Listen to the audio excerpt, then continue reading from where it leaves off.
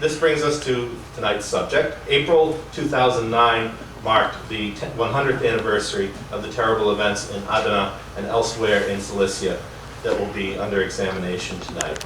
There has been an enormous amount of research done in recent decades on the Armenian genocide of 1915. But there has been relatively little work done on the large-scale massacres of the 1890s and of 1909. It is still a matter of some controversy whether these events should be viewed as part of a continuum or as distinct and separate historic episodes of their own. But there can be little doubt that they were tremendous disasters for the Armenians in the Ottoman Empire and losses of life on a scale that could hardly be imagined prior to the far greater losses of the genocide. And it's because of the magnitude of the genocide that these nonetheless enormous tragedies have kind of fallen out of view, I think. It's my great honor to give brief introductions for our four presenters tonight who will approach from varying perspectives the 1909 massacres. It's a special pleasure for me because they're not only excellent scholars, each in their own right, but they're four friends as well, and it's a real treat to have them here. Their presentations will move from the more general to the more specific, and finally to the aftermath of the events. In the order they will speak, Bedross Der Matossian is a lecturer in Middle East history in the Department of History at Massachusetts Institute of Technology. His dissertation, completed last year at Columbia University, is entitled Ethnic Politics in the Post-Revolutionary Ottoman Empire, Armenians, Arabs, and Jews during the Second Constitutional Period, 1908-1909. Ann Matossian is Program Director of the Kafestian Family Foundation in Minneapolis and Eastern U.S. Community News Editor of the Armenian Reporter newspaper. She has a PhD in linguistics from the University of Pennsylvania. She's a director and past president of the Armenian Cultural Organization of Minnesota and has also served as the Minnesota State Chair of the Armenian American Action Committee, Aram Arkun. I should like to mention, too, that her parents were NAASR Life members, and her mother is the distinguished scholar Mary Kilborn Matossian, a NAASR charter member, whose book, The Impact of Soviet Policies in Armenia and Armenian Village Life Before 1914, though written some years ago, are still standard works. Aram Arkun is former co-director of the Krikor and Clara Zorab Information Center in New York City and editor of Ararat Quarterly. He is a specialist in modern Armenian history who has published many articles and annotated translations on Ottoman and Iranian Armenian topics, as well as contemporary Armenian events in scholarly journals, encyclopedias, books, newspapers, and everywhere else. Dikran Kaligian is the author of the newly published Armenian Organization and Ideology Under Ottoman Rule, 1908-1914, which just came out from Transaction Press, adapted from his doctoral dissertation completed at Boston College in 2003. He has in recent years been a visiting professor of modern Armenian history and Armenian genocide studies at Clark University and associate editor of the Armenian Review. Each speaker will have about 20 minutes for his or her presentation. We're starting early in an effort to allow for more substantial discussion time after the presentations without turning this into an overnight affair. I would ask you then to hold questions until the presentations are complete. And since this will, I think, safe to say, be somewhat longer than our usual events, and I know that not all of you will be able to stay for the entire duration, I would ask you, if possible, to keep comings and goings to between speakers, if at all possible. And as always, I ask and plead with you to please turn off your cell phones. So, are there any questions? Exactly, about what, indeed. The first presentation, then, is by Bedross Der Matossian, Revisiting the Adana Massacres of 1909, Revolution, Power, and Violence. Yes. Thank you, Mark. Oh, yes. One other thing. NAASR's first vice chairman, who is here tonight, Rafi Yakayan, as some of you may know, Rafi's father, the late Puzan Yakayan, wrote the book on Adana. And this is it, and Rafi brought his copy, which is in a different binding, which is interesting to some people. But anyway, we have the blue one. But this is one of the many monumental village histories, village and town histories that were written in the 50s, 60s, 70s, thereabouts. And we're very proud to have this book and to have Rafi here representing the family. Are there any other Adana families here? And Rafi's, excuse me, yes, right. We have two members of the family here tonight. And are there other Adana families here? About Tarsus. Tarsus, close enough. Thank you. Now I will give you over to Bedross Der Matossian. Okay, thank you, Mark. It's an honor to be here and speak at NAASR. And thanks for organizing this panel about Adana. I'll try to keep the 20 minutes, 22, maybe 23. We'll see. Yeah. The Adana Massacres of 1909, which became a turning point for the Armenians living in the Ottoman Empire, was one of the earliest manifestations of violence during the second constitutional period, 1908-1918, and represent a microcosm of ethnic conflict in Anatolia. Understanding the factors and the motives that led to the enactment of violence might shed new light on understanding the Armenian genocide. My lecture today will discuss four important themes in understanding the massacres of Adana. These themes are historiography, revolution, power, and violence. It will forge a new approach by examining the erosion of social and political stability in the city of Adana and changes in the dynamics of power as a result of the 1908 Young Turk Revolution. It contends that Adana's massacres should be viewed as an integral part of the ongoing power struggle in Anatolia and the Arab provinces after the revolution. The relationship between the public sphere and violence is crucial to understanding the violence inflicted upon the indigenous Armenian population. The 1908 revolution led to the formation of a public sphere within the empire, which served as a medium through which different groups engaged in political discourse. After the revolution, the growth in Adana's public sphere not only fomented political activism within formerly outlawed groups, it also contributed to an escalation of ethnic tensions. Now I'll start with the historiography. The study of ethnic strife, violence, and repression in the Ottoman Empire in general and in Anatolia in particular remains marginalized in the historiography of the Ottoman Empire. Only a handful of scholars have attempted to put these subjects at the core of their inquiries. However, most of these works concentrate on the Armenian genocide during World War I and do not consider the incidents of violence prior to the war. Other scholars attempt to represent the acts of violence at the end of the 19th century and the beginning of the 20th as part of a linear process that culminated in the extermination of the Armenians. A major methodological deficiency of these works stems from the failure to appreciate that violence during the early phase of the second constitutional period was an integral part of the revolutionary process. The official Turkish historiography on the Adana massacres of 1909 is embodied in Esad Uras's work of 1950, in which he blamed Armenians for starting the conflict and denied any connection between the Adana incident or Adana massacres and the March 31 uprising. One can see the echoes of the arguments made by Ehsan Fikri in the Itidal newspaper in April 1909, specifically discussed by Esad Uras.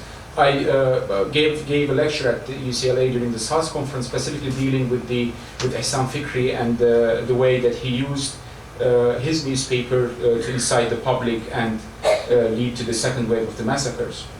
Salahis O'Neill follows Uras's footsteps. He argues that the development in Bosnia and Herzegovina and Crete after the 1908 revolution incited some Armenian agitators abroad to strive for the fulfillment of the Armenian aspirations. O'Neill, like Uras, pins all the blame on the Armenians, arguing that the purpose of the incidents was to provoke the people to riot, to attract European attention, and to establish an autonomous Armenian state at Cilicia. Compared to the Turkish historiography on the Adana massacres, the historiography produced by Armenian scholars provides a more detailed picture but also has certain deficiencies, especially regarding the issue of responsibility for the massacres. Specifically, I'm dealing with two historians here, Raymond Kevorkian and Bahakın Dadrian. Raymond Kevorkian attempts to answer the big question in his major book about Cilicia in 1909. Who really organized the massacres? He suggests that the CUP, which was in full control of the state, the government, and the army, gave orders for the massacres of Adana. He admits that he cannot identify a clear motive, but suggests a likely explanation. The economic dynamics of the region and its exceptional geographic situation in which the Armenian population Although a minority had acquired considerable importance in the region's agriculture and commercial activities, incited the CUP, which was obsessed with the Turkification of the country. The Young Turks therefore decided to attack the Armenians in order to curb their economic development in a region which had been spared during the Hamidi massacres of 1895-1896. Vahakn Dadrian's analysis take into account a host of incongruities underlying the massacres. As a sociologist, Dadrian attempts to explain the descent into violence and its culmination in the massacres. Though Dadrian differs slightly from Kevorkian in describing the dynamics of power in Anatolia after the Young Turks Revolution, he places all the blame of the massacres on the CUP. He even calls the massacres as, and I quote, rehearsal for the genocide. One can conclude the following from the above historical approaches. The Turkish historiography attempts to deny the involvement of the local government officials in the massacres by blaming the Armenians. It claims that the Armenians revolted as part of a conspiracy to establish a kingdom in Cilicia. Despite the fact that Dadrian and Kevorkian provide a more detailed analysis of the event than the Turkish scholars, their work is nevertheless overshadowed by the Armenian genocide. They both accuse the CUP of acting behind the scenes to destroy the Armenian economic infrastructure in Adana. In addition, they both attempt to represent the Adana massacres as a linear process which culminated in the Armenian genocide. As mentioned earlier, some of the scholarship on the Adana massacres does not attempt to understand the event itself as an outcome of the phenomenon of the 1908 revolution. As argued previously, the Young Turk Revolution caused major changes in the dynamics of power within the provinces, leading to an erosion of social and political stability. By disrupting a thinly balanced power equilibrium, the revolution produced a great deal of dissatisfaction within some segments of the population. The sudden mushrooming of Young Turk cells and clubs in the provinces caused extreme anxiety among the notables and the ulema, which are the religious clerics. Despite the fact that the CUP had branches in all the Anatolian and Arab provinces after 1908, even prior to there were clandestine sections, they were not in full control of the provinces. A major factor in the deterioration of the intra-ethnic relationship among the Muslims in Anatolia was the dismissal of local officials and their replacement with CUP members or people loyal to the CUP. This contributed immensely to the rising tension between the CUP and the people of the Ancien regime, mainly due to the fact that a whole strata of notables who had benefited from the Ancien regime had lost power. Hence, one cannot understand the changes in Adana after the 1908 revolution without understanding the regional ways of discontent manifested after the 1908 revolution, especially in Anatolia and the Syrian provinces. What distinguished Adana from the other cases was its economic centrality to Anatolia, which attracted thousands of migrant workers arriving from Hacın, Erzurum, Bayburt, and Bitlis, and its complex ethnic composition, which was a main catalyst in the deterioration of this ethnic relationship. Therefore, I argue that due to the conditions created after the revolution, the ground was prepared for a violent backlash. Now, I'm going to examine the impact of the Young Turk Revolution generally on Adana and then on the Armenian population of Adana. As soon as the constitution was enacted, people in Adana and Mersin began rejoicing. Masses were held in honor of the Sultan and the Ottoman nation. This euphoria did not reflect universal sentiment in the local population. The revolution and the reinstatement of the constitution in Adana caused serious changes in the dynamics of power. Ihsan Fikri, a self-acclaimed Young Turk, the concept of self-acclaimed is extremely important because after the revolution we see many activists or intellectuals rising in the Anatolian provinces as claiming themselves as CUP members. Suddenly became a public figure, Ihsan Fikri. Fikri played an important role in organizing festivities in honor of the revolution. At the end of the festivities, he sent congratulatory telegram to the CUP branches in Manastir, Salonika, and Istanbul on behalf of the people of Adana. The next day, the CUP Central Committee asked Fikri to establish a CUP branch in Adana, and in response, Abdülkadir Baghdadizadeh, who happens to be one of the most influential notables of Adana, formed a group called the Agricultural Club, Ziraat Kulübü, composed of Adana notables, people from Idlib and other Softas who are religious students. As with the other CUP branches in the provinces, the first task of the committee was to force the local vali to resign. Bahri Pasha, who was the vali of Adana prior to the revolution, resigned, and for a period of time, the CUP branch administered the province. It also succeeded in removing other important civil and military officials. Hence, after the revolution, two opposing forces emerged in Adana. One CUP-backed group supporting Fikri, and another made of local notables supporting Abdelkader Baghdadizadeh, the newly appointed Vali Javid Bey, and also another very important notable by the name of Ali Efendi Gergerizadeh. By siding with each camp, the press, led by Itidal and Rahbari Itidal, mirrored this struggle. And during this moment of rising tension, news of the counter-revolution reached Adana. So there is already serious modifications in the power balance in the province prior to the massacres. Now let's examine what's happening with the Armenians and the impact of the revolution on the Armenians in Adana. The Armenian festivities and the demonstrations in honor of the constitution on the 24th of July 1908 were especially striking. The public sphere created after the 1900 revolution allowed Armenian political parties to be active in Adana. An Armenian culture revival erupted. This was reflected in theatrical presentations, odes, poetry. However, the relationship of the Armenian ecclesiastic leadership with the local government deteriorated after the revolution, especially after the removal of the Vali Bahri Pasha. And if you examine the press after the Adana massacres, you would see a long interview with Bahri Pasha explaining his cordial relationship with the Armenians prior to the revolution. Fearful of what might happen, the Catholicos of Sis, Sahak, sent telegrams to Istanbul warning of imminent massacres in the area. The Ottoman Turkish newspapers of Istanbul reacted negatively to these telegrams, saying, and I quote, we do not want to believe in the existence of the threat of a massacre. So the threat of massacre is already it exists even prior to the event itself. At the time, the prelate of Adana, Bishop Mushe, was on a mission in Istanbul. When he returned to Adana, he found that letters warning of imminent threats had accumulated. He appealed to the new Vali, who immediately took temporary actions, and we don't know to what extent these temporary actions had implications on the future development. Mushe also sent a pastoral letter to the Armenians of Adana emphasizing the need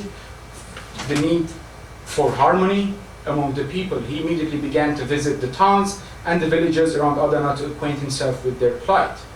And now we go to the section of violence, the last section of this lecture.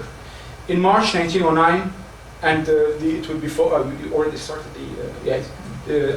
these are rare pictures from the Adana massacres. In March 1909, ethnic tension began to deteriorate dramatically as it was manifested in a couple of sporadic attacks on Armenians. One of these attacks became the catalyst precipitating the first wave of the Adana massacres. On March 28, 1909, an Armenian named Hovannes was attacked by a group of Turks, led by a man named Isfendiyar. During the ensuing fighting, Hovannes killed Isfendiyar, wounded some of the other attackers, and fled to the Armenian quarter in Adana. From there, he escaped to Cyprus. Isfendiyar's funeral not only attracted those angered by the killing, but also much of the element dissatisfied with the new order, the constitution, and its Armenian quote-unquote collaborators. Isfendiyar's family demanded that the Vali capture the murderer, and a few days later, one of Hovannes' other attackers died from wounds inflicted on him, elevating the level of anger and excitement among the Muslim population. As the situation intensified, the Vali of Adana telegrammed Istanbul warning of imminent threat in Adana, and the Ministry of Internal Affairs responded with a telegram in which he apparently cites saying protect the foreign subjects, and some Armenian historians take this sentence as protect the foreign subject as the message to massacre the Armenians. So protect all the foreign subjects but massacre the Armenians. Some of however, the sentence is too vague to necessarily be understood that way. With the arrival of the news of the counter-revolution from Istanbul, the situation exploded. Now I'm going to talk about the first wave of the massacres. In Adana, there were two waves of massacres. One was the first one had more massacre / clash character. The second one was purely massacre, in which huge number of Armenians, above maybe 15 to 20,000, were massacred. In Adana, Tuesdays were market days. Peasants would travel from their villages to Adana in the morning and return in the evening. On Easter, Tuesday, the 12th of April, 1909, these peasants did not return to their homes. It is also noteworthy that because of seasonal migration, 60 to 70,000 additional Armenian, Kurdish, and Turkish farm workers inhabited Adana.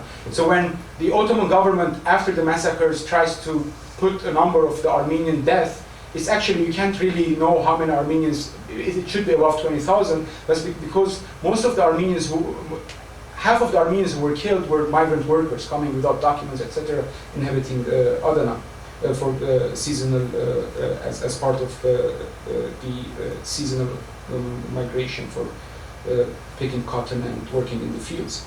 On April 14, the disturbances began. Armenians opened their shops in the early morning, but soon saw groups of Turks, Kurds, Circassians, Bashubozuks, Cretans, and Muslim refugees carrying hatchets, blunt instruments, axes, and swords in their hands and wearing white bandages around their fezzes in various quarters of the city. This made the Armenians extremely anxious, and they quickly closed their shops. When the Muslims of the city saw that the Armenians were closing their shops, early they too became anxious, and a rumor spread that the Armenians were going to attack them. The mob, consisting of Turks, Kurds, Fellahs, Circassians, Gypsies, and Cretan refugees, began looting and attacking the center of the town. Zor Ali, the police superintendent of Adana, rallied his troops and besieged the Armenian quarter of Shabaniye. Meanwhile, Armenians took a defensive position in the Armenian quarter and fortified themselves in houses.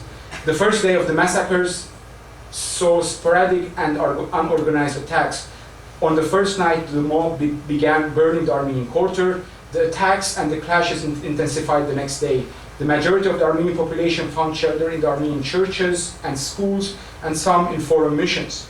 By the third day, the mob grew as Turks arrived from Aleppo and Sivas to take part in the pillage. Since the Armenians were running short of ammunition, they asked the government for protection. In response, the Vali organized a reconciliation meeting between the Turkish and Armenian notables. By the fourth day, the situation had calmed.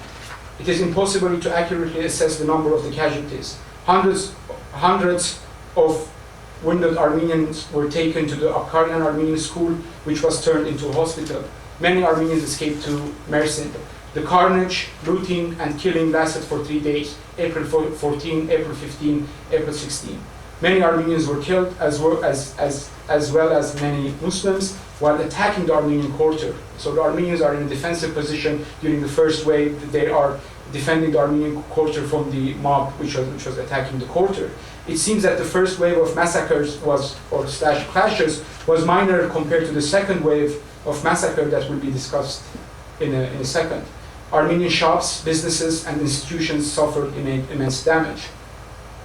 Now, there's a phase between the two massacres, and this phase is extremely important, and an extremely important phase that will lead to the second wave of massacres. Most of the Armenian and European sources indicate that Ehsan Fikri, the CUP leader of Adana, and his newspaper Itidal played an important role in inciting the masses before the initiation of the second wave of the massacres.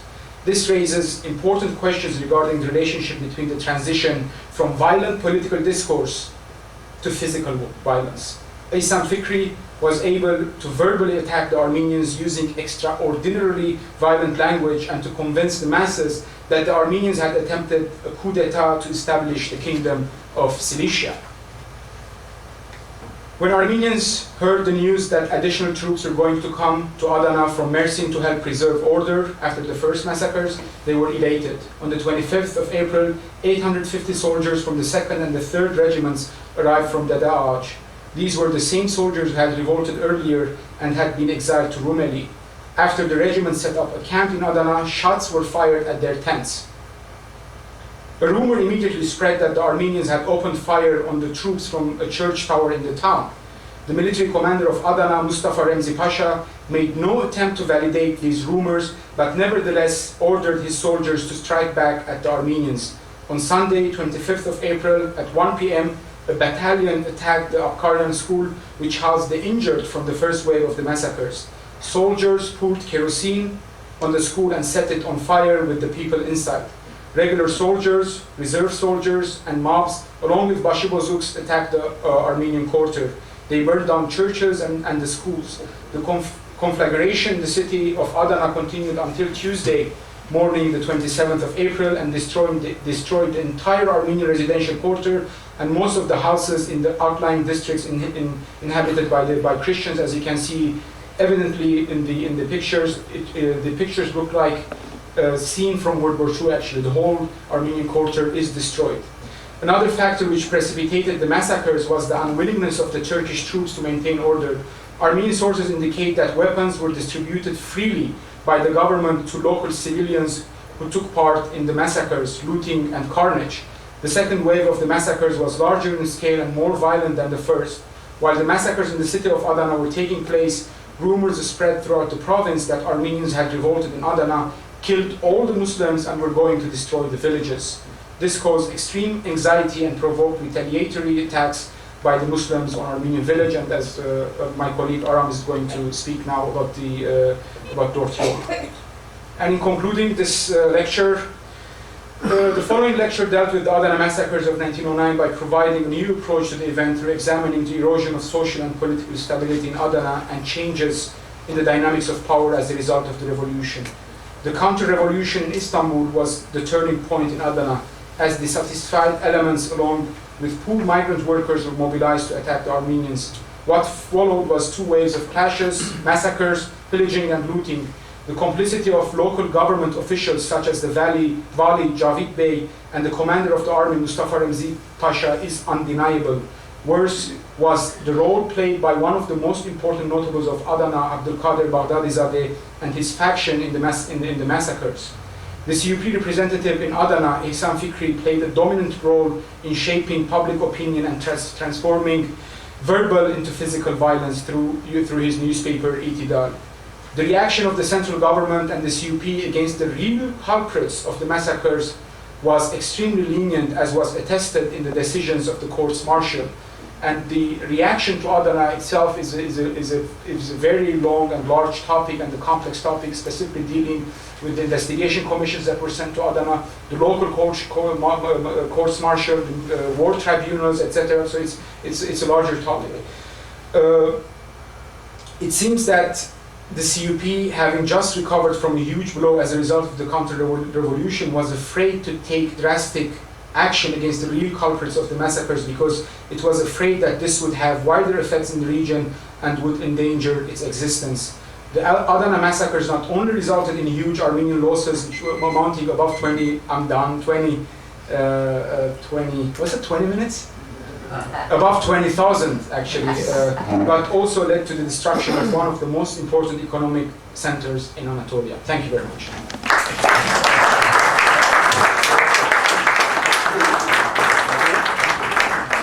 Wow, that was great. Right on schedule. Is it 23 minutes? No problem.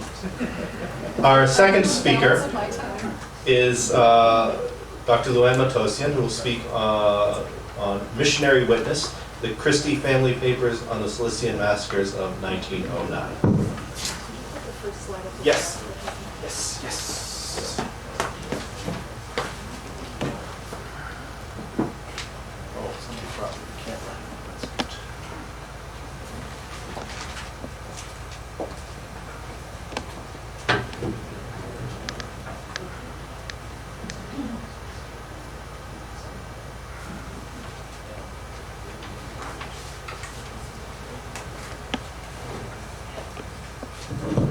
Do you have your cheat sheet, or should I just sort of? I didn't grab my cheat sheet. Or should I just tell you?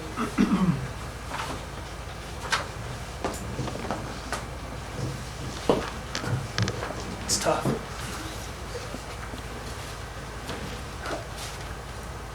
All right. Yes. All right. Well, thank you, Mark. And it certainly is a pleasure to see so many friends and colleagues here today. I'm very grateful to NAASR for this invitation. Thank you. That's a second. Oh. That's a second. All right. The story of the Adana Massacre. The killing and pillaging and burning. The desperate street fighting which lasted 2 days. The plight of the missionaries shut up in the girls' school building. The martyrdom of Mr. Rogers, the heroic work of Major Dowdy Wiley and his noble wife, the scenes at government headquarters of which Mr. Lawson Chambers and I were witnesses, and the pitiful plight of the refugees in Adana after the massacres, all these events, as enumerated just now by missionary witness Herbert Adams Gibbons, are documented in a remarkable, scarcely known archive at the Minnesota Historical Society. The Thomas and Carmelite Christie papers document the lives of a family of Protestant missionaries from Minnesota who served in Marash and Tarsus from 1877 to 1920. Thomas, a veteran of the Civil War, was educated at Beloit College and ordained soon after his graduation from Andover Seminary. Sarah Carmelite Brewer, a graduate of Rockford Seminary, taught school until her marriage and departure for Marash, where 5 of the 7 Christie children were born. Spanning the years 1804 to 1977, the Christie family papers comprise 43 archival boxes of correspondence, printed material, newspaper clippings, transcripts, school catalogs, photographs, and bound volumes. The latter include diaries, notebooks, guest and address books, account and record books, and 3 published books, 73 volumes in all. A finding aid at the Minnesota Historical Society, and you have the URL right there, right fast, gives a sense of the scope of this collection. It says, the correspondence and diaries contain frequent discussions of missionary and Turkish lifestyles, particularly of Armenian and Muslim women, epidemics and famine, administration of and fundraising for St. Paul's Institute, teaching experiences of Carmelite and daughter Mary at the Institute among Native women, and relations with the Turkish government. Family letters, essays, and diaries by Carmelite and Mary detail the sufferings of the Armenian people during the massacres of 1895, 1909, and 1915, and the missionaries' efforts to give them refuge and relief. In 1893, after 16 years of missionary work in Marash, the family moved to Tarsus, where Thomas assumed the presidency of St. Paul's Collegiate Institute, a privately funded preparatory school for boys. Carmelite was actively involved in the administration of this school, especially during her husband's frequent fundraising trips and visits to outlying mission stations. Such was the case during the Young Turk Revolution in the summer of 1908.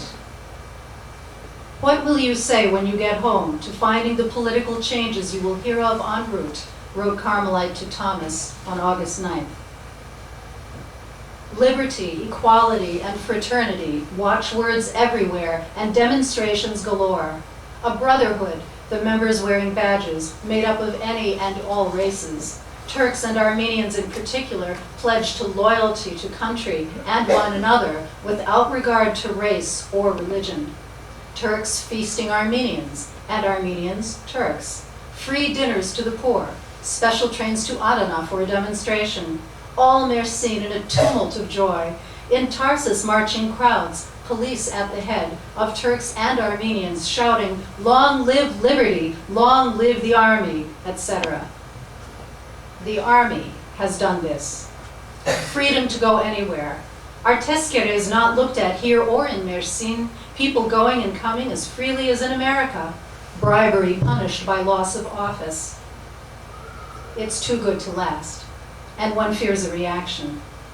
It's hard to understand. The Turks are making more fuss than the Armenians over it. I fear the people are not ready for liberty, and unless carefully handled, there may be license that will result in party feeling and quarrels, etc. All is excitement and rejoicing just now. England is said to be behind the movement. Political prisoners have all been liberated. One rubs his eyes and asks, how can all these things be? The deaths of 2 American missionaries during the first Adana Massacre are briefly noted in the diplomatic correspondence of the British consul at Mersin, Major Doughty Wiley. In the Christie papers, the tragedy unfolds in almost cinematic detail. Daniel Minor Rogers, 27, of Tarsus, and Henry Moorer, 35, a Mennonite missionary from Hajin, were trying to save the Adana Girls' School from the general conflagration of the city. Minor's account breaks off in mid-sentence, seemingly interrupted. His good friend Stephen Trowbridge and father-in-law Thomas Christie take up the narrative. Thursday morning, the conflagration had increased and spread so that we were obliged to watch closely the environs of the girls' school building and of the Chambers residence, Trowbridge wrote. All streets were deserted, firing from the ambuscades being kept up all the morning. A fresh outburst of smoke and flame very near to the girls' school on the north showed that a new conflagration threatened us. The wind fanned the fire and drove it along from house to house. Of course, the fire was set by Turks, Christie explained. As the big Shahbazian house went up in flames, it was feared that when the fire reached the bottom of our yard, it would cross the narrow street and seize our small buildings down there.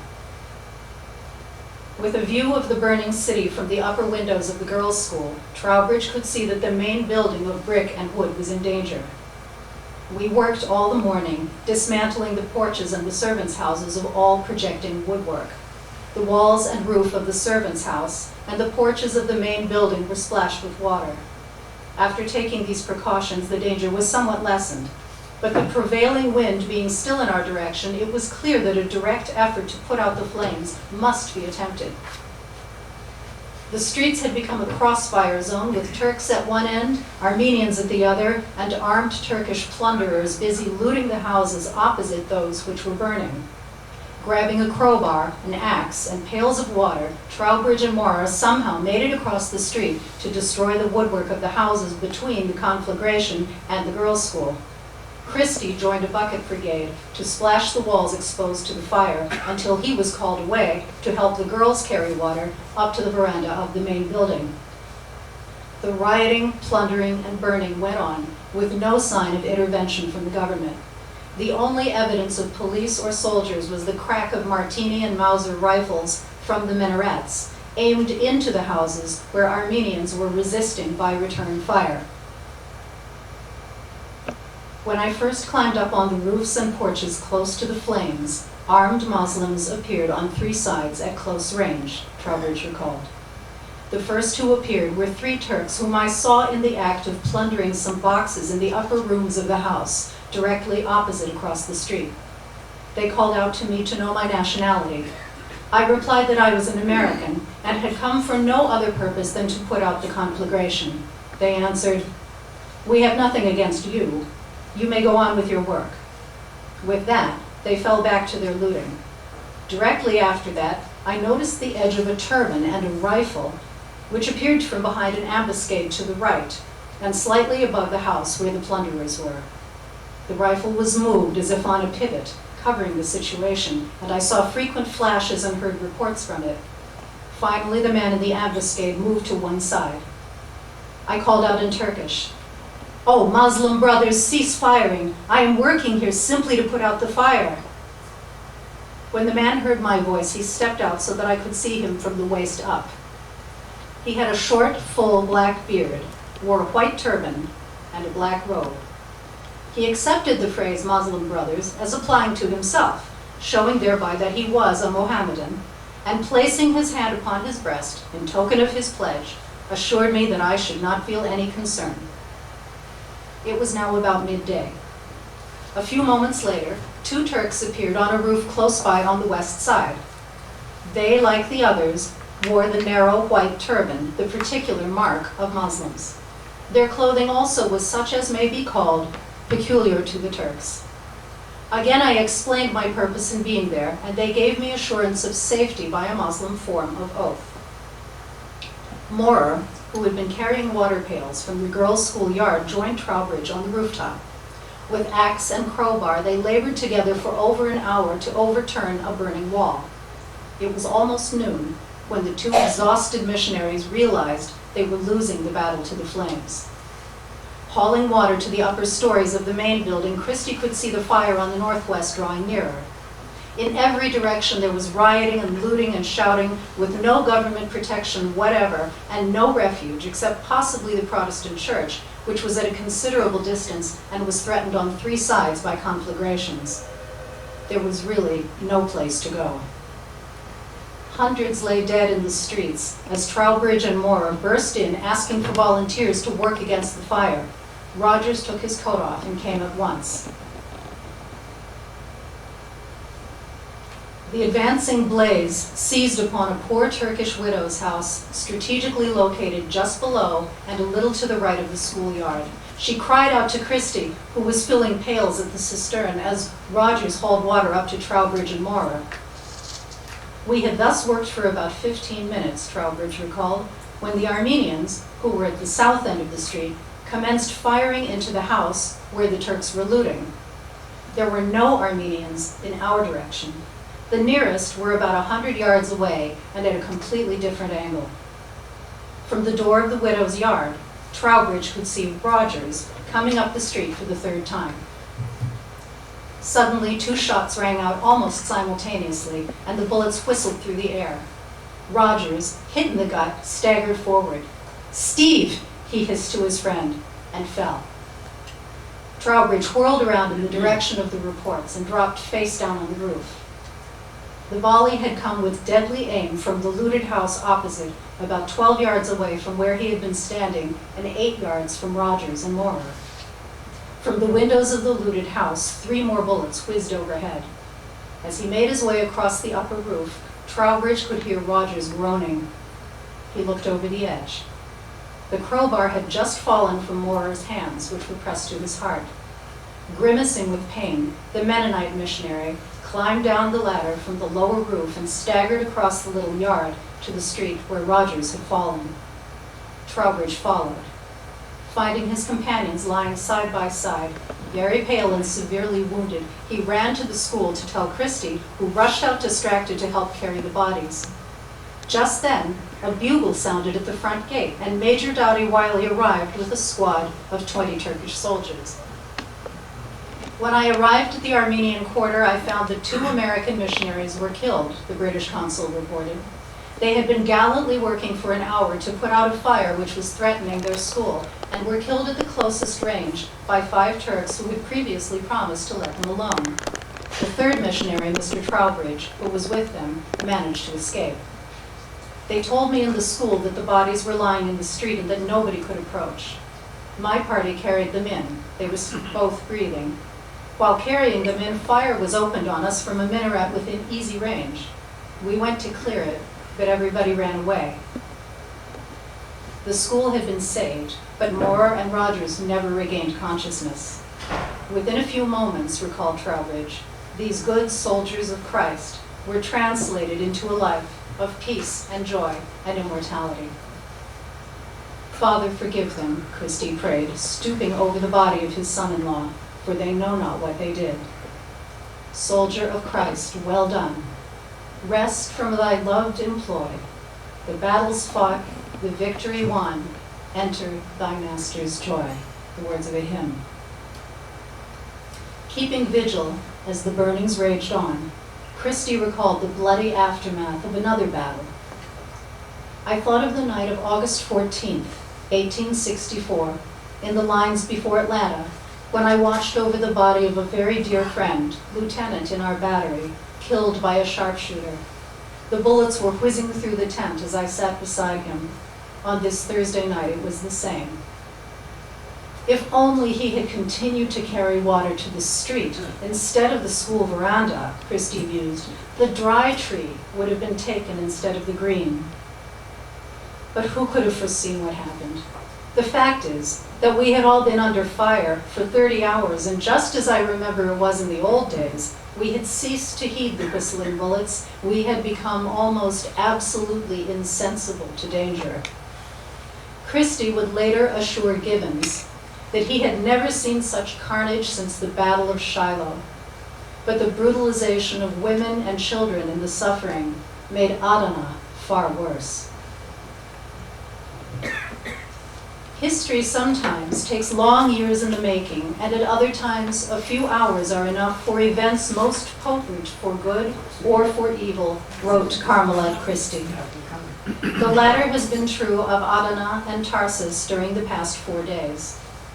Of Adana with its terrors and tragedies, I shall leave the eyewitnesses there to speak, while I will try to give you a little account of what has occurred here in Tarsus. The eyewitness testimony of Thomas and Carmelite Christie, their widowed daughter Mary Christie Rogers, and her sister Jean, Herbert Adams Gibbons, Mariam Kundakjian, and Haruchun Boyajian correlate and complement Helen Davenport Gibbons' letters to her mother, which were published in 1917 as The Red Rugs of Tarsus. This is Carmelite Christie's copy right here. In reports, private letters, and photographs, the Christie papers bring to life the conflagration, massacre, and rescue of Tarsus, the ransacking and resistance of the outlying villages, the journalistic and humanitarian response from America, the investigations and trials, and the public and private struggles of a bereft missionary family as they attempted to care for 4,000 homeless refugees in the cramped courtyard of St. Paul's Collegiate Institute. Every letter fills us with horror at the dreadful things that you have had to witness, wrote daughter Jean Christie on May 21st, 1909. The wonder is that the nations do not rise up in indignation against such awful deeds. What is Christianity and how far has it advanced if 1900 years after the birth of Christ, Christian nations witness such things? We have thought the world so civilized and so far advanced in every respect, and yet the persecutions of ages past are almost equaled before our very eyes, with everyone in America able to read of them openly in the papers. It is not done in a corner. Everyone knows of the massacre. It is spoken of everywhere. Who knows what is coming, she continued. Some say a great war in Europe is impending, that the nations must be very careful how they interfere. I hope, however, that the nation will save itself by the efforts of its own new citizens, the ones who are best in the new party. These, evidently, have very good intentions and ideals. This is a great day here, wrote Thomas Christie from Constantinople on the first anniversary of the revolution. Troops passing by thousands, bands, processions of the various nationalities, dinners, balls this evening, etc. But I do not leave my room. So long as the outrageous murderers in our regions are not punished, I cannot join in felicitations on the Constitution, tell our teachers. I am glad that those fellows in Adana have been arrested, and that the old Vali and the commander of the troops and the Mutasarrif of Jebel are to be tried. If they are executed, I shall begin to have hope that the criminals of Saygechid, Osmaniye, and the other villages will receive their deserts. And then, he added, we shall be heart and soul with the Young Turks. 6 years later, Thomas would learn how badly his shaken confidence had been misplaced. When the deportations began, he went to Constantinople to plead for the Armenians of Tarsus, but was not allowed to return. Left to manage St. Paul's Institute from 1915 to 1920, Carmelite poured out her impressions in smuggled letters, some of which appeared anonymously in the Bryce Toynbee Blue Book. Her secret diaries from 1915 to 1920 are to be published for the first time by the Gomilas Institute. The papers of this Minnesota missionary family combine detail and drama, observation and reflection. Keep these letters I am sending, but let all read who wish, wrote Thomas to his widowed daughter Mary in the summer of 1909. I want the letters kept by you as materials for history.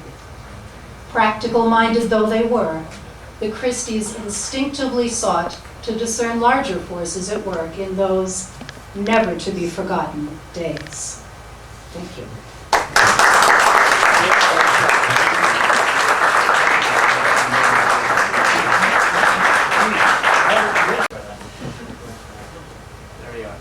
Okay, thank you very much. First of all, it is indeed a great pleasure for me too to be here tonight, and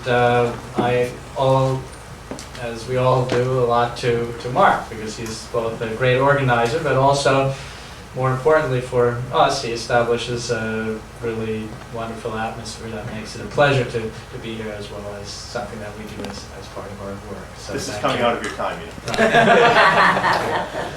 In any case, I've written an article on the origins of the 1909 massacres, and I've given papers on other aspects that focus more on Adana. But today I thought it would be more interesting to talk about something that's less explored, and that is one of the rare instances where the Armenians were successfully able to defend themselves against attacks. And this is always rare in Armenian history, especially modern Armenian history, and it's usually limited to a very select group of places which are defined largely by their geography. And Dört or in Armenian Chort Marzaban or Chort Marzaban is one of those places. And so I'm showing you on the map here, right here, this is Dört itself. And what's unique about its position is that it's near the coast, near the Mediterranean. It's a small town in the period that we're talking about, population of 5,000 or 6,000. And next to it to the north is Ocaklı, large Armenian population, a village, and to the south Özerli, also Armenian population. And the Mediterranean is here, and then the Amanos mountains, mountain ranges are up here. So it's sort of in between. And it's in the province of Jebeli Bereket, which is part of Adana Vilayet, which we've been learning about a little bit earlier.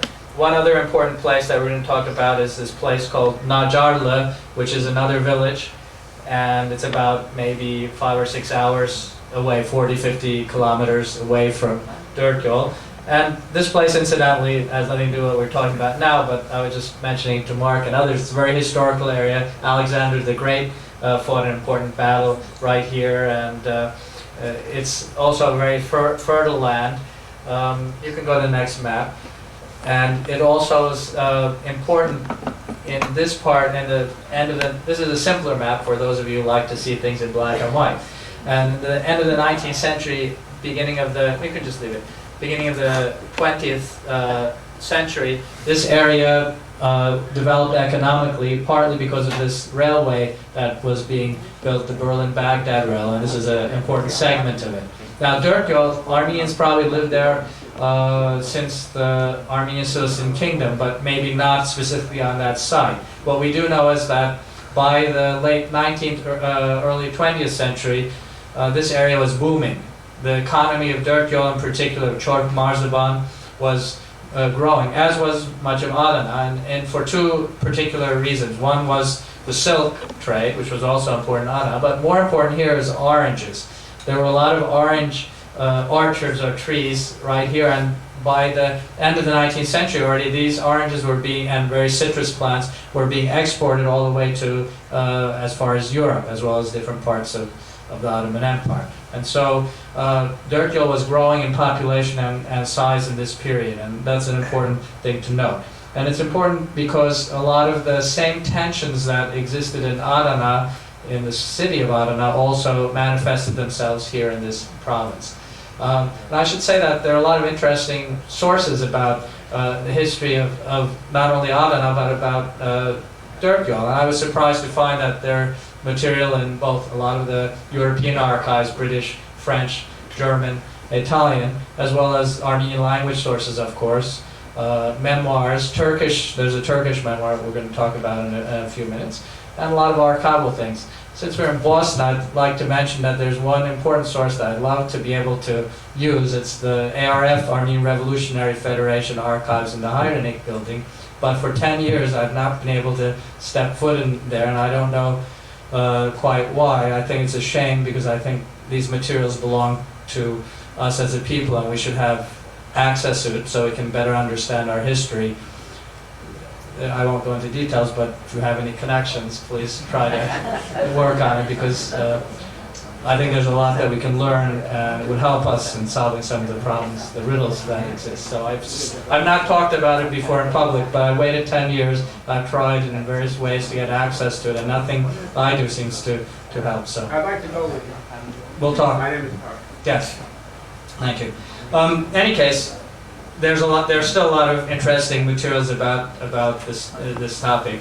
And Dört-Yol also, incidentally, successfully, the Armenians there defended themselves during the Hamidian massacres, like Zeytin, so it already had a reputation. And in 1897, there was a plan by some Armenian revolutionaries to actually bring a ship with arms into this area and to actually organize a revolt. And that was an abortive plan, but the point is that people thought of this area as, because of its largely Armenian population, it's one of the largest concentrations of Armenians living in one small area.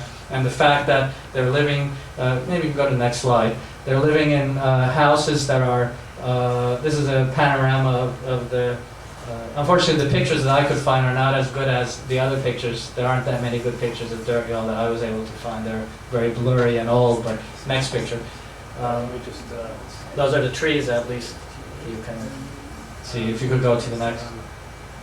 This is the marketplace in Dört-Yol. And one more. And here's an example of, this is still standing in 1974. What I want to point out is that this is important for the defense. The houses there are built very sturdily. They're largely built of stone, and they have oftentimes stone walls in their gardens, and they also have archers. So it facilitated building barricades, which the Armenians are going to be doing shortly. And it was also structured in such a way that it could form a defensive perimeter. Next slide. This is actually a modern picture. I owe this picture to Aram Arkun, who traveled there more recently. And these are probably some remnants of the old houses. Of course, the city's much larger now and built all around it. Next. This is one of the major protagonists in this period. But let me first tell you a little bit more about what's going on in the city itself. The city is booming. There's a lot of economic activity and growth.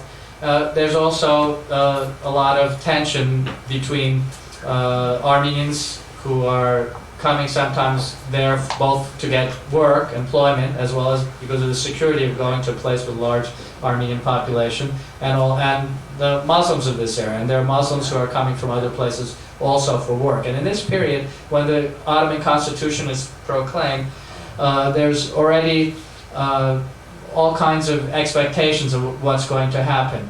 And the same things that are happening in Adana happen in Dört-Yol. In a memoir of a Turkish writer, Mehmet Asaf, who was the governor of Cebeli Bereket Sancak, which is the broader sub-province in which Dört-Yol is included, he mentions that even the Turks were divided in every village into at least 2 different factions or parties, and they were constantly fighting with each other. And even in his own administration, his Tahrirat Müdürü, the correspondence secretary, belonged to an opposition party. He was a supporter of not the Committee of Union and Progress, but of their Ottoman opponents, still Young Turks, and supposedly tried to work against them. Now, the governor of this province was actually friends with the Vali or governor of Adana itself, so you can imagine where he stood. So there's these Turkish divisions. The Armenians are opening up their political parties, their agums. There's at least 3 different ones in Dört-Yol at this period, and they're starting to arm themselves because this freedom now is very intoxicating, and the Armenians are fearing that you never know what could happen. They just remember that the massacres in the Hamidian period are very, very recent. People just lived through this in 1895 to 96. It's only, 12 years ago. So one of the Armenian leaders was this bishop, Mushev Seropyan, who actually came to Boston, I think, afterwards. But he was very active in urging the Armenians to prepare for self-defense and actually to buy arms. Some people even accused him of profiting from this. Other people thought that some Turks who wanted to blame the Armenians for trying to create a kingdom said that he wanted to become their king. But there isn't any evidence for this. Next picture. This is him in civilian garb a little bit later. He was a very active man. He was not like your ordinary bishop. He actually rode on horseback everywhere. He liked to go hunting, and he was friends with the previous Governor General of Adana, Bahri Pasha. and he was not that happy with the new governor. And he himself was also better, not with the Committee of Union and Progress, but with their Ottoman opponents. He was in favor of decentralization. So he met Asaf next. This is the guy, the Turkish governor of Cebeli Bereket province. He met this guy back in Istanbul before they both came to take their positions in Cebeli Bereket. Musha was actually in Adana, but Musha kept on traveling to see his parishioners, and in particular found that there were problems in Cebeli Bereket. And indeed, what was happening is that there were land issues, there were disputes over land, and generally the government, even in this period of freedom, was deciding in a very unjust manner against the Armenians. And these are disputes that stretch back for sometimes 10, 20, maybe even 100 years. And the Armenians had hopes for some kind of resolution under the Young Turk regime, but they weren't seeing that. So Musha would try to protest and actively try to struggle against these. There were also problems in terms of conflicts between the nomadic tribes and the settled Armenians. So there's economic problems. There's also resentment of the Armenians now taking advantage of their freedom to not act as subservient citizens any longer. They're now singing revolutionary songs in the streets. They're now carrying weapons and actually doing arms practice, all legal and nothing wrong with that according to the new regime. But nonetheless, this was resented by their neighbors.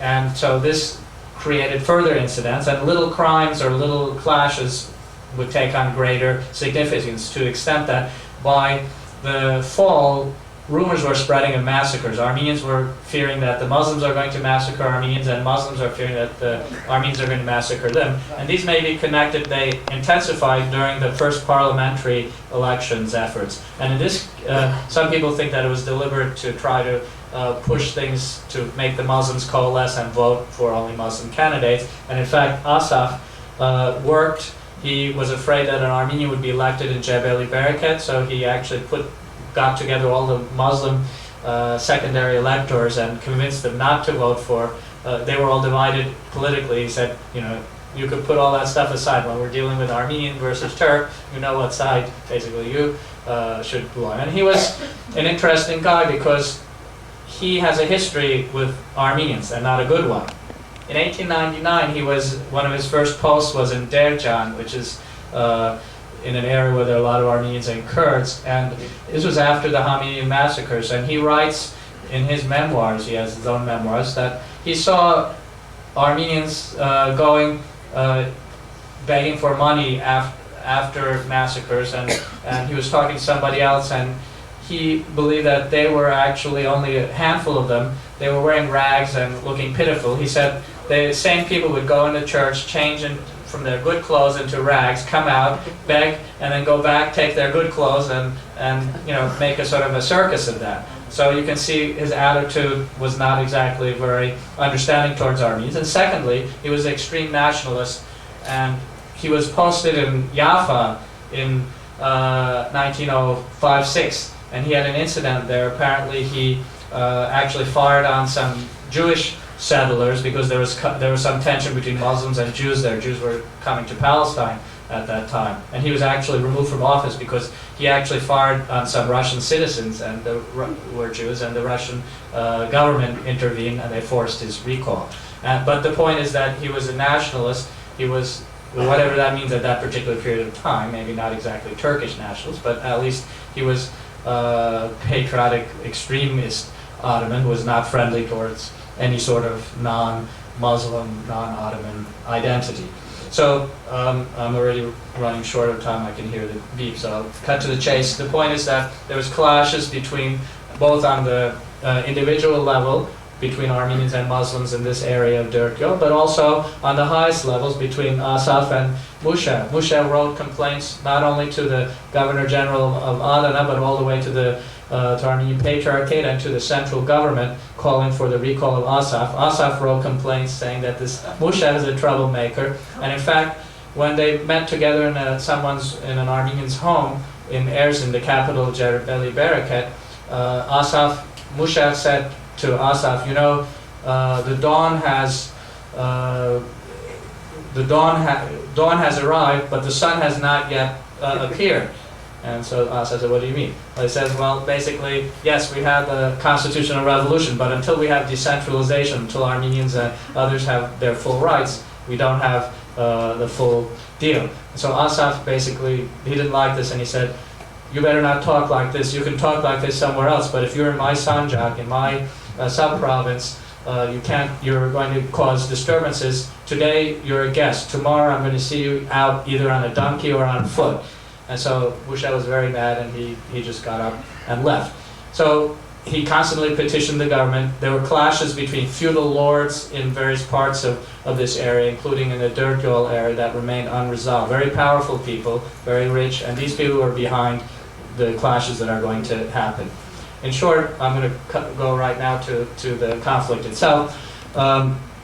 By April, we already know what happened in Adana and the counter-revolution in Constantinople. The reverberations were felt in Dergyol too.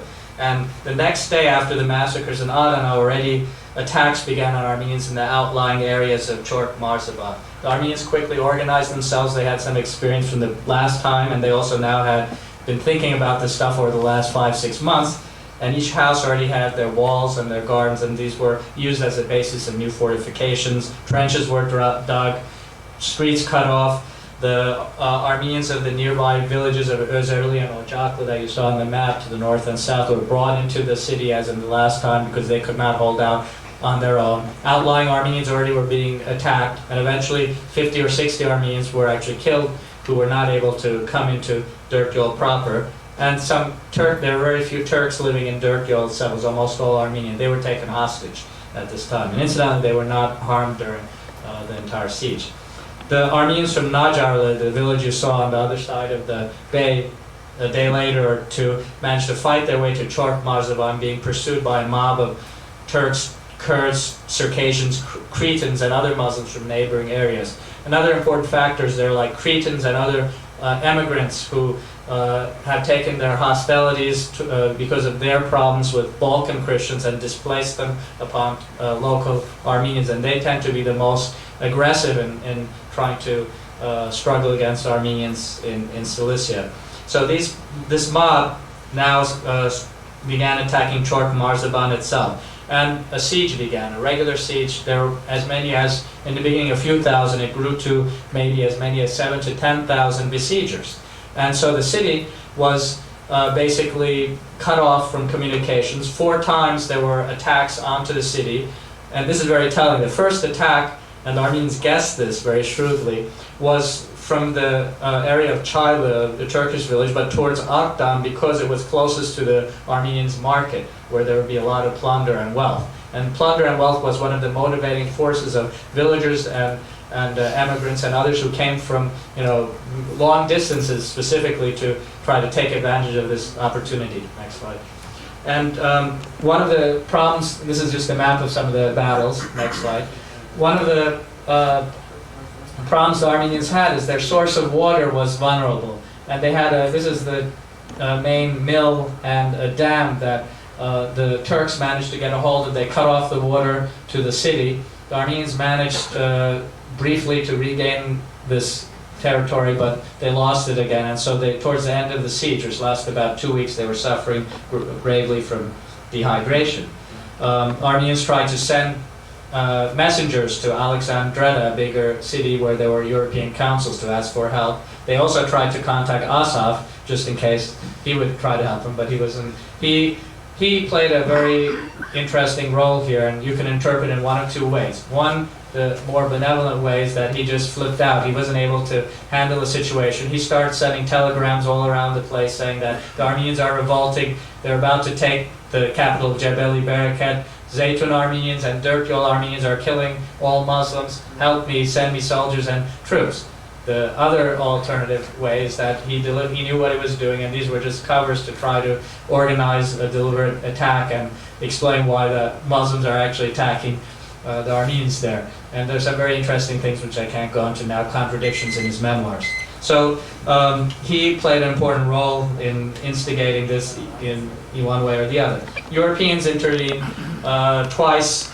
On April 21st, the British Vice Consul Alexandretta and a Protestant missionary, Kennedy, got a British warship to come with them, as well as some notables and Ottoman soldiers to try to intervene. They established a temporary ceasefire between the besiegers and the Armenians. The Armenians were supposed to surrender their weapons and the Turkish hostages, but of course they were not in favor of disarming. But a ceasefire was proclaimed. It didn't last much longer than when the missionary and the Europeans left the site. So again, on the 25th of April, another attempt was made. This time there were soldiers from about 500 Ottoman soldiers who came newly from the west, who were Young Turk supposed proponents, and they tried after the second day to go into the barracks in the town, and Armenians weren't forced to disarm. But when the second Adana massacres took place, the Armenians feared that same thing was going to happen to them in Derkyol again, and that disrupted this process.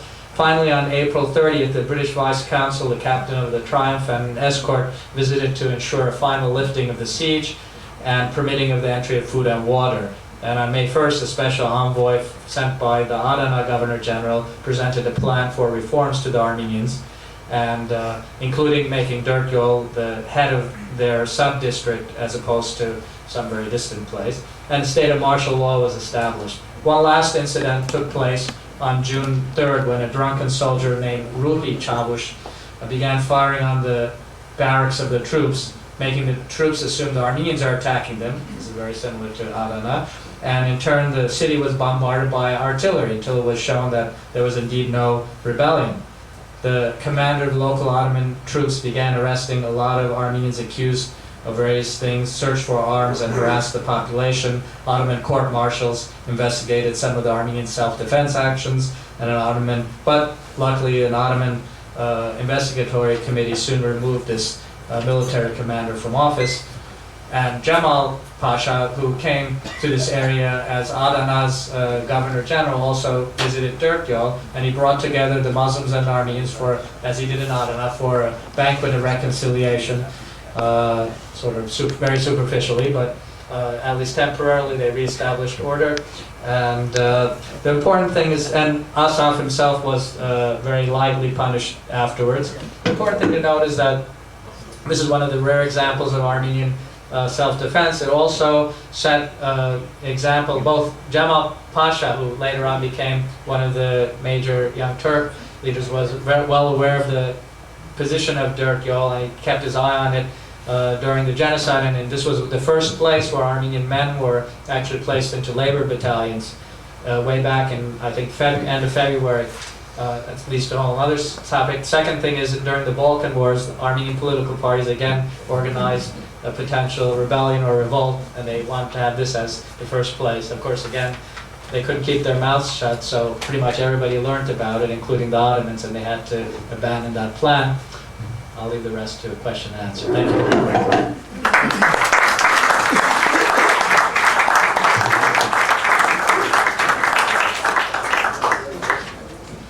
You're right, I couldn't keep to that. Our last speaker, and again, to reiterate, there will be discussion and the opportunity for some additional points immediately after our last speaker, and we'll have the four come up. Our last speaker, Dikran Kaligian, will speak on the impact of the Adana massacres on ARF-CUP relations.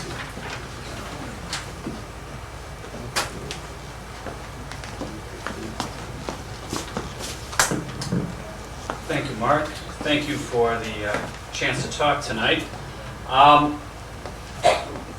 main area of research has been on the relations between the ARF, the Tashnaksuchun, and the Ittihad, the CUP, and their interrelations in this particular period, the Ottoman constitutional period. In fact, the relations began earlier, where both the Tashnag and the Hunchak party, starting in 1902, began cooperating with the CUP while they were in opposition. In fact, Armenians, Kurd, Greek, Jewish, Arab parties, all the opposition, and Turkish parties, all these opposition forces met on a number of occasions in what they call the Congress of Ottoman Opposition Forces to actually discuss how to overthrow the despotism of Sultan Abdulhamid, who was oppressing not just Armenians, not just Greeks, but but Turks as well. That to fight against the despotism, the mistreatment of people within the Ottoman Empire. And so when now no real practical things came out of this cooperation. They had a plan to overthrow it, never really went anywhere. But when the army itself and the CUP through the army conducted their revolution in 1908 and successfully overthrew the Sultan, as we heard from prior speakers, there was in fact great joy throughout the empire by all these forces that had been oppressed by Abdulhamid, not just Armenians but all these others as well. And it's in this context that we have to start discussing what happened beginning in 1908. So the CUP from the beginning made deals with Greek and Armenian parties before the first elections for parliament. For the first times, all these nationalities, for the first time you're going to have elections for the first time, and it would all be represented in parliament. They even allotted seats to the Jewish community. And the reason why they did this is because the CUP knew that these representatives from these minority groups could make a real contribution to parliament. In fact, they were depending on the expertise of the better educated non-Muslim groups to, quote, further their own program of reform and progress. The non-Muslim deputies in the assembly were expected to play a vital role in the introduction and passage of legislation designed to bring about the modernization and economic revival of the empire, unquote. Many of these non-Muslims were professionally qualified, and they were expected to give expert opinions when issues relating to their professions were discussed within the parliament.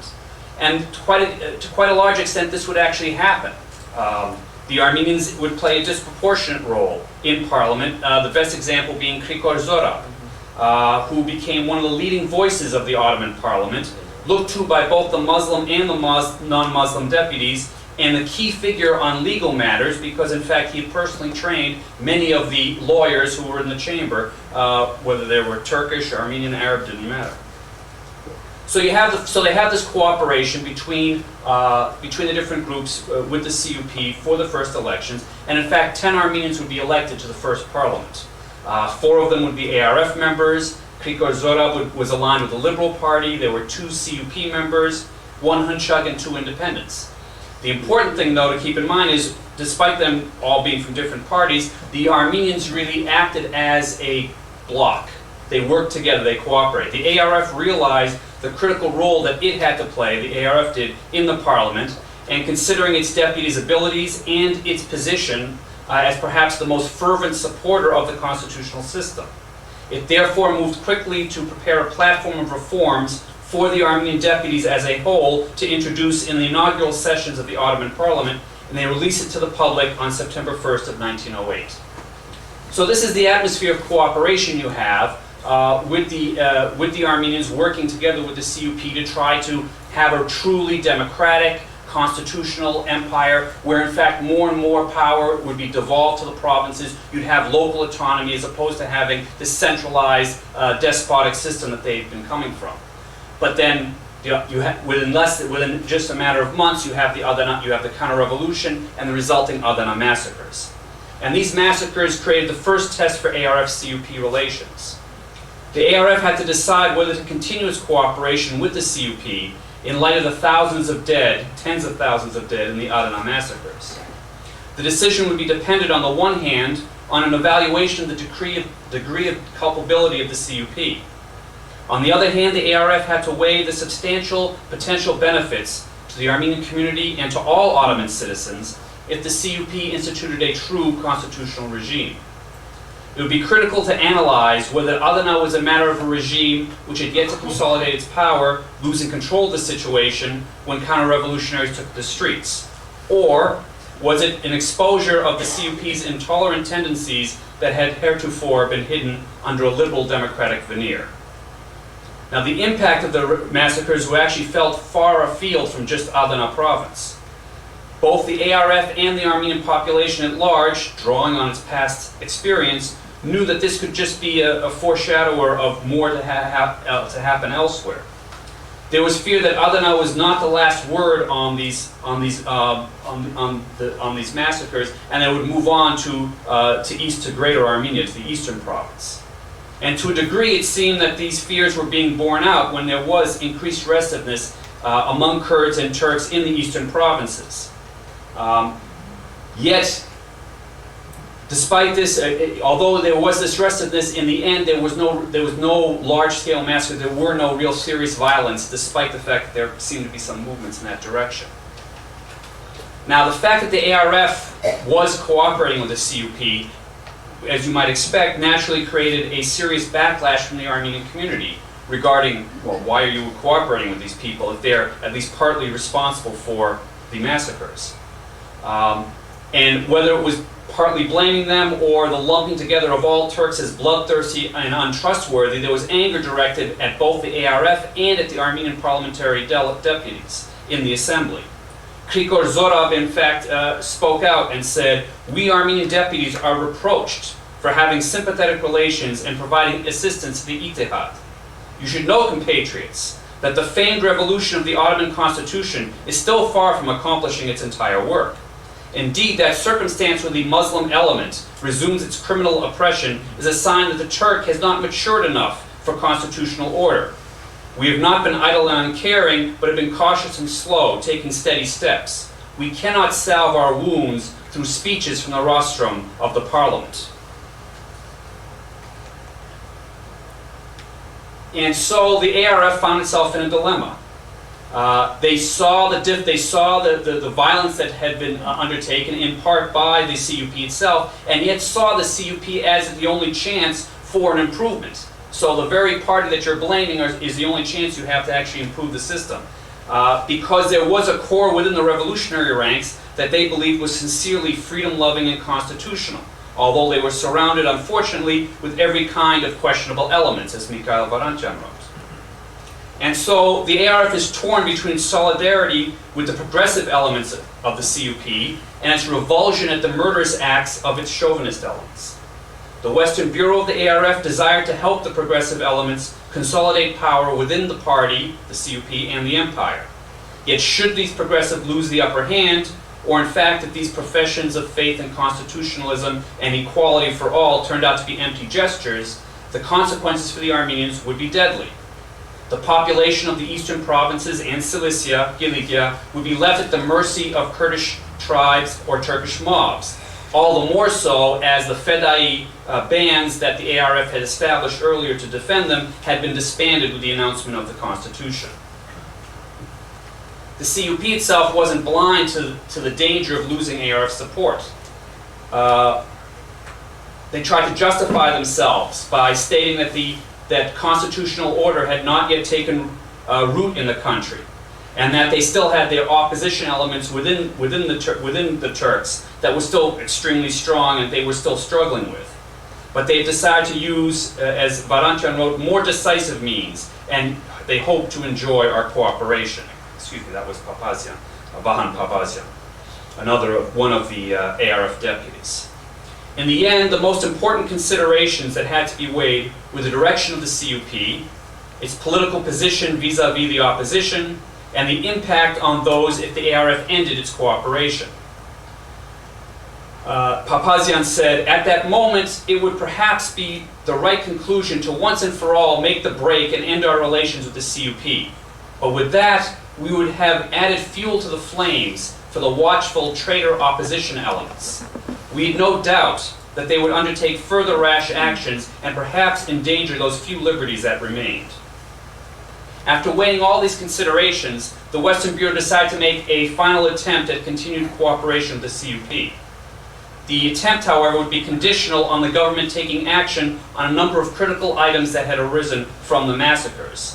Thus, the Western Bureau sent a directive to its executive bodies and said the ARF, believing in its principles and modus operandi, will continue with the same effort and wider scope to work with the Young Turk Party and intelligentsia in defense of the Constitution. And it will gather around that cooperation all supportive elements, Armenian and non-Armenian, and that have the awareness and goal to defend the new order and the interests of the oppressed peoples. Based on that, the ARF demanded legal punishment of the officials who failed in their duties and the leaders of the carnage, and corporal punishment for the masses that were responsible for them, to return or compensate Armenians for their financial losses, to secure an annuity for widows and relatives of the dead, to reorganize the gendarmerie and establish security forces composed of all nationalities, so it wouldn't be strictly Turkish and Kurdish and strictly Muslim, and to organize government-armed Armenian guards in Armenian villages. Following this, the CUP accepted these demands and took great pains to assure the ARF of its sincerity, because they realized they had to demonstrate that Adana had been merely an aberration and that they could in fact secure the Armenian community. Thus, the two parties in Salonika signed an agreement that gave the conditions under which they would continue their cooperation. The terms of the accord committed both parties to preserve the empire, an increased devolution of power to the provinces, and the defense of the constitution against all the reactionary movements, such as the reactionary movement that had tried to overthrow the CUP and began this entire process. Now, this agreement to continue cooperation was a serious political gamble by the ARF. It faced serious opposition within the Armenian community, both from political opponents who had opposed cooperation from the start, and from those whose faith in it had been broken by Adana. The credibility that the ARF had gained through years of self-defense actions and political education and organizing activities would be lost if the CUP did not deliver on its promises. But such was the belief of the ARF leadership in the benefits of constitutionalism that they were willing to give it one more chance. At the same time, however, you can't rule out that there might have been a degree of self-interest in this decision. Given that they had already faced stiff criticism, the ARF leadership may not have wanted to admit that their policy of cooperation was a failure unless absolutely necessary. Given that they had invested some 7 years in cooperation, there would certainly be a certain amount of organizational inertia as well to overcome to reverse the policy. And in fact, they also had opposition within their party, particularly from some of the Fedai commanders, like Antranik, who were against cooperation from the beginning. And so all these had to be factored in. We can analyze as to which factor was most important, but these were all the elements that in this final decision. The key, though, is that there would no longer be an endless supply of patience or goodwill, not after Adana. There was a heightened level of distrust by the party rank and file. Therefore, party power struggles within the CUP were going to have to be monitored closely to determine which group of these fighting groups in the CUP had the upper hand. Adana was seen as an example of the danger that faced the Armenians should the Turkish nationalist current overcome the Ottomanist current. The CUP's room to maneuver was therefore seriously circumscribed. If the CUP was unable to deliver promptly on its promises due to the serious institutional and political obstacles they faced, the ARF would not be able to give them much slack before they broke off relations. This hadn't been the case before Adana. So therefore, the two parties continued their cooperation for a time. And in fact, the immediate action, as we heard earlier from Aram, was to actually send Cemal Pasha as the new Vali of the province, which, contrary to his later actions in 1915, was actually a great positive. Cemal arrived in Adana, and there were great hopes placed in him, and they were partly realized. His generally fair treatment of the Armenian population had allowed them the freedom to restore much of their prior prosperity.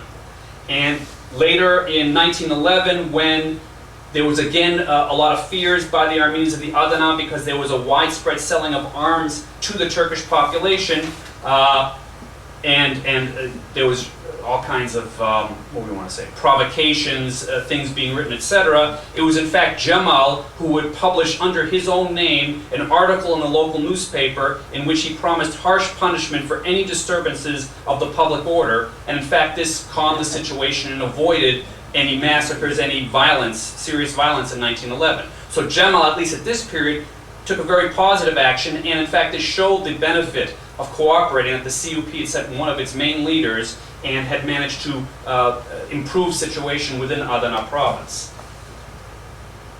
Now, of course, this would not continue. Although, in general, not just in Adana, but throughout the Armenian provinces, for the first 2.5 years of cooperation, for the first 2.5 years of constitutionalism, there was a great decrease in attacks. There was a great improved security for most Armenians.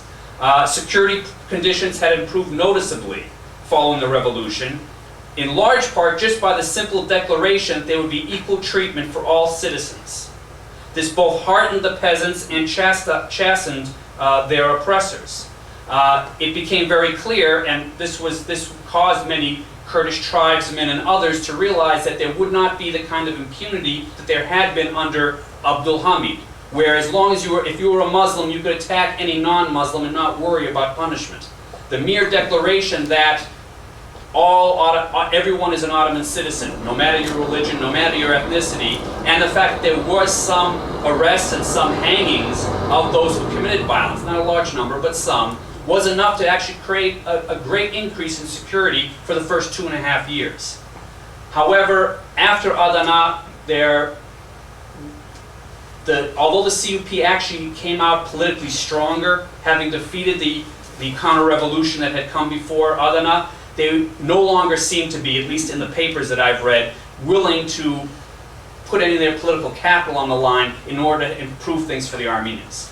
They lost their self-confidence.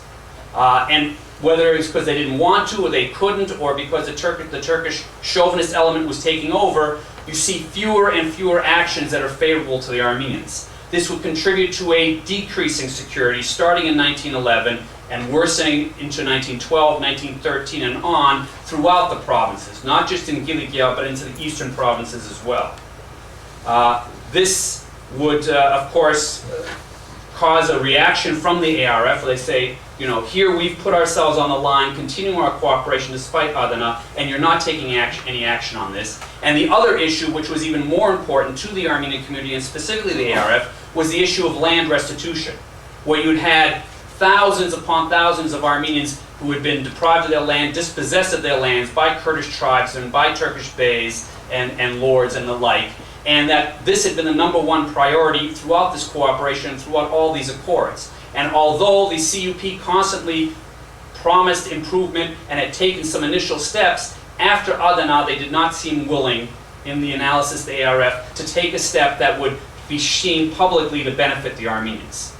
Because of this, the ARF basically gave the CUP an ultimatum in 1912 and said, you will take action on land restitution, getting lands back under administrative process to the Armenians who've lost them over not just the period that you've been in rule, but particularly during the period of Abdul Hamid, and you will improve security and take the action as you had initially, or else there will be a need to break cooperation. When the CUP was unable or unwilling to take action on this in 1912, this cooperation, which they'd held on to since Adana, was in fact ended by the ARF. They went into opposition. This does not mean that they turned against constitutionalism, but they merely said we could no longer be in active cooperation with the CUP if it will not be willing to take these actions. And so in many ways, to conclude, you could say that Adana played a major role not just for the people of Kilikia, but specifically on the future of the Ottoman constitutional rule. That because the CUP lost its confidence or for whatever else would happen, that this directly led to it not taking the actions that were necessary for the ARF to continue this cooperation, for the Armenian community to have faith that there was some hope in Ottoman constitutional rule, and in the end would lead to a complete break, and we would know what would happen later in 1915. Thank you.